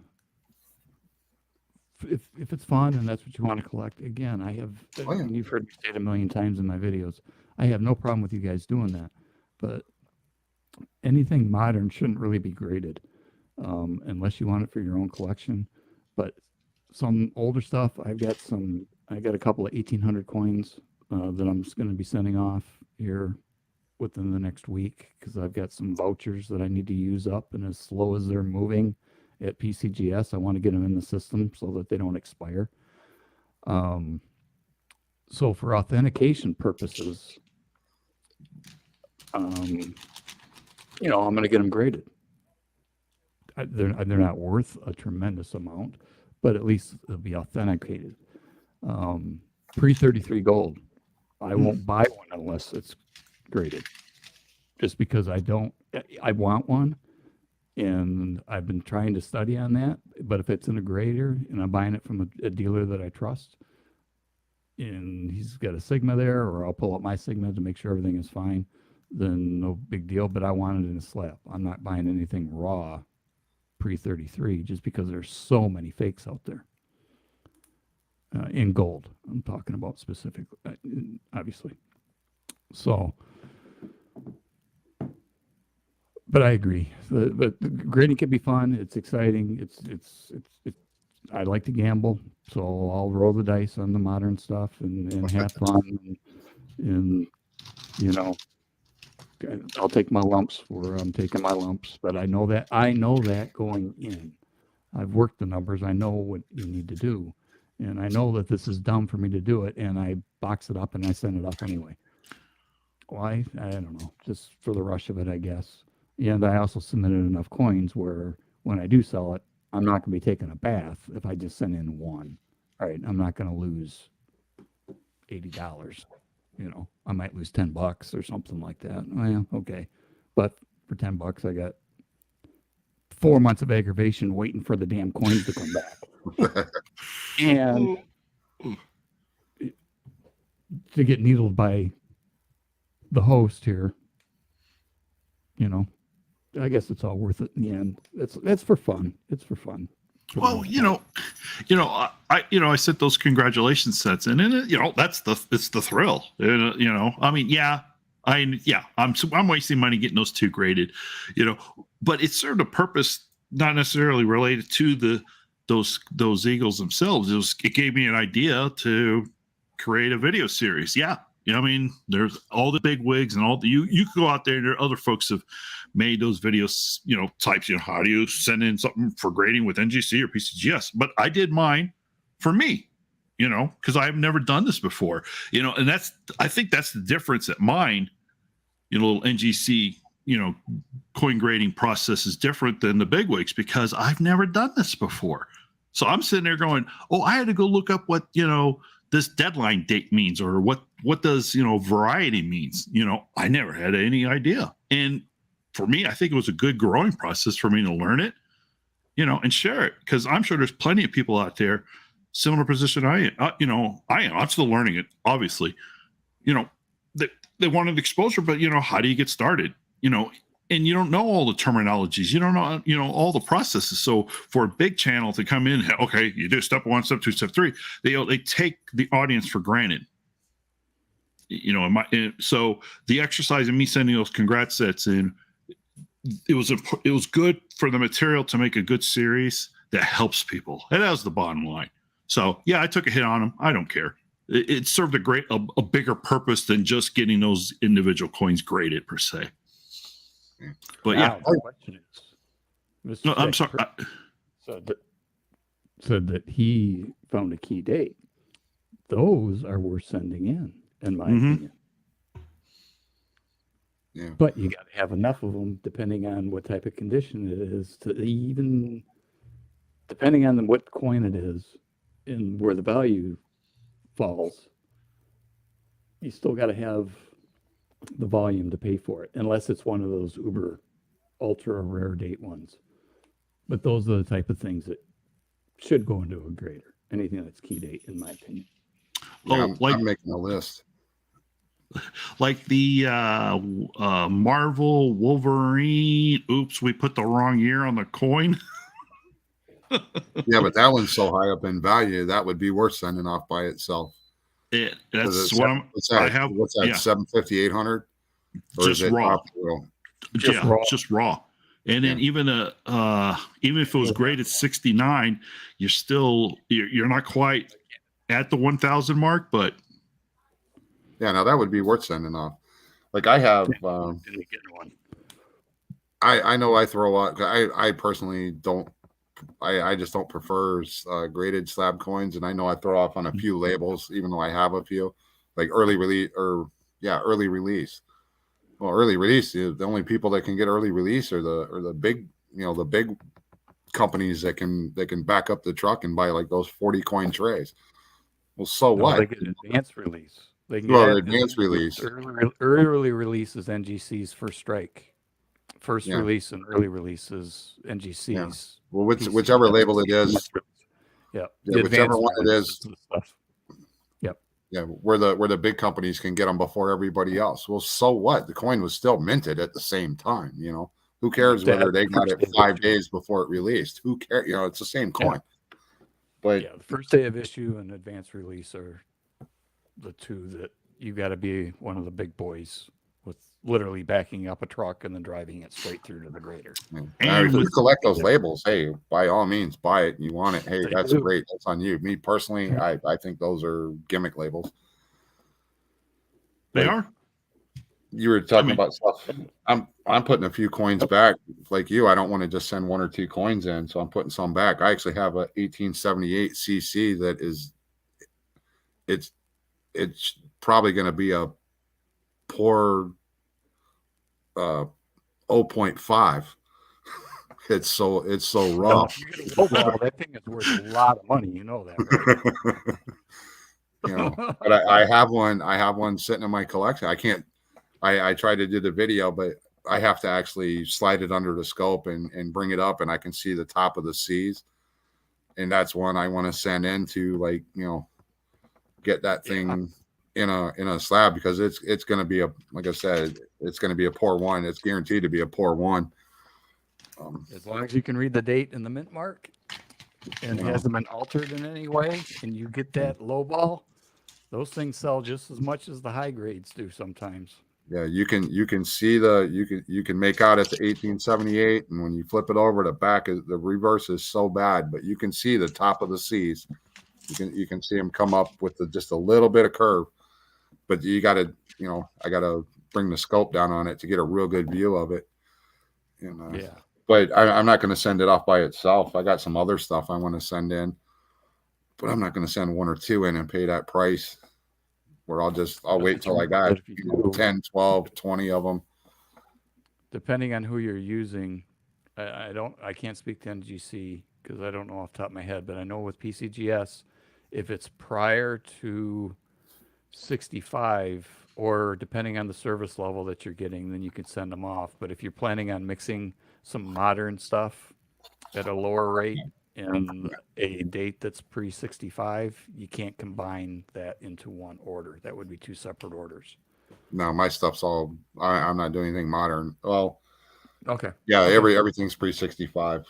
Man, when I first started doing videos, I got my big Annex thing that I bought $2 a coin. I got 1 coin that if I could get it cross over to PCGS, it would be like a $400 coin if it would straight grade over. But nobody's going to pay that much for the coin in an Annex holder. I mean, I got that. I'm still contemplating on what to do with that one. Yeah, do you gamble and crack it and send it, or do you send it and say, what's he? This is. I actually have 2 of these. This is was 1886 Morgans, and they both have, for starters, they both have a high 6, and this one I actually have in my hand. So far, what little research that's been done, it has a VCAM 6 Bravo, which is some type of specific die crack. And this one in particular has a lot of more than just one die crack in it. So this is the one I'm definitely going to need help with. And then I have another one that came from this same batch that also has a high 6, but I haven't really looked at it. So this is where I was kind of hinting to some folks, in the community that I need help because there's potential here. And Mr. X, he's seen these a while back, but I didn't know what to do, where to go, and so that's why I was reaching out. And I think Mr. MJ Boudreau, I think Mr. Andy, and I think Mr. Dennis D. They got some serious background on this stuff. So I'm definitely going to rely on you guys to help me out with these because if they have, I don't know if they have potential or not. I don't know because I just don't know. I don't know understand what a VCAM 6 is, and what are the die cracks from the 1886. So I got to do my due diligence. Yeah, but I think it'd be fun. It'll be fun. And Coins is getting very knowledgeable with Morgans, with the older Morgans. I know we tease her a lot. Yeah, pick on her a lot. Oh yeah. She knows her stuff. She's starting to really learn that, and I want to say, CoinOp. Or send a picture off to CoinOp and or Paula Bloom. Paula, right? Yeah, Paula. And she would definitely be able to direct you to the right person for Morgan varieties and errors. Yeah, there's so many VAMs. It's you can't remember them all. Yeah. I'm actually gonna 100. I go online to the VAM World 2.0, but they only have like the top 100. They're limited. It's not the whole VAM thing. So I'm actually going to buy the VAM book and study because I just bought today. I bought an 85 Philly and an 87 Philly, and they both have clash die marks on the reverse, and one of them has the clash on the reverse, and then there's another clash up just behind her neck. And I saw that clash on VAM World 2.0. I saw that specific clash, but mine didn't have the other stuff to qualify for whatever VAM it is. So I need the actual big, thick Chicago style phone book, VAM book to figure out what these are. And that's the only reason I picked them up for 26 each, which I guess the Morgans are coming down, your less than MS grade Morgans are coming down in price, and I just picked them up because I saw the clash marks on them. So, okay, well, I'll buy these. And that's part of my selective buying. Was well, I hate to do this to you, Don, but I'm gonna have to bug out. Yeah, I was going to say, yeah, it's probably a good place to wrap things up. I want to cut the show. I just wanted to say thank you to everybody in the chat. Thanks for your patience. We've been bouncing all over the place and trying to read some chat and going off on rants. And Stacking Perpetrator was great to be on a panel with you. And I hope we get to do it again soon. Don, thank you for letting me come on. And thanks for being here. And then I'm planning on doing my show Sunday night at 8 o'clock for a shameless plug. And until then, 73. All right, we'll see you, buddy. Woo. Thanks, brother Gen X. And Andy, or if you or Donald or anyone, if you could real quick before we wrap things up, please put in Stacking Perpetrators channel, link to his channel, and as well as to Mr. Gen X too. So yeah, it was a great time to wrap things up. So if you guys could put their links in, I'd really appreciate it.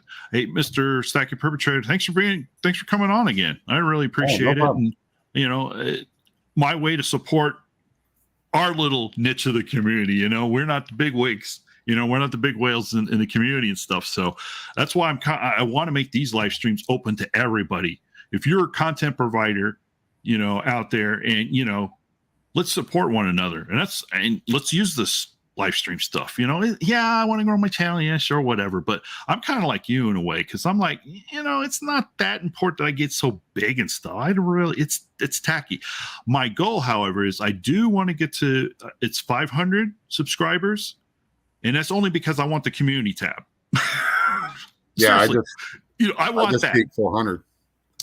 Yeah, so you know, if I can get that tab, I'm happy, because that I can use that to communicate. Like if I see, hey, somebody has a good deal on, you know, whatever, I could, instead of making a video, you know, I could just put it, you know, in the community tab. Hey, you know, company ABC's got, you know, something on sale at Spot, you know, just to get the word out. You know, share, you know, little kind of, you know, at the moment kind of thing. So, you know, if everyone could just help get me to that point, I'd appreciate it. And yeah, I'm going to put something together, because when I did promise to do a little celebration, so because everybody knows what I hate it, what I don't like about Gulf Alpha whiskey.